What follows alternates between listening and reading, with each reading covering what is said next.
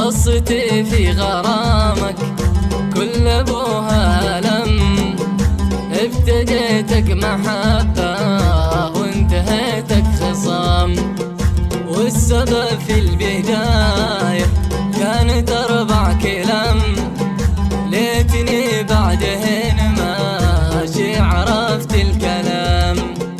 كان ماشي جروحي تنزف اليوم دم، لا ولا كان عيني سهرة ما تنام، حبك اللي بنيته من غباك انهدم، هد ساسه غرورك يا عديم الوئام، وهد ساسه غرورك يا عديم الوئام.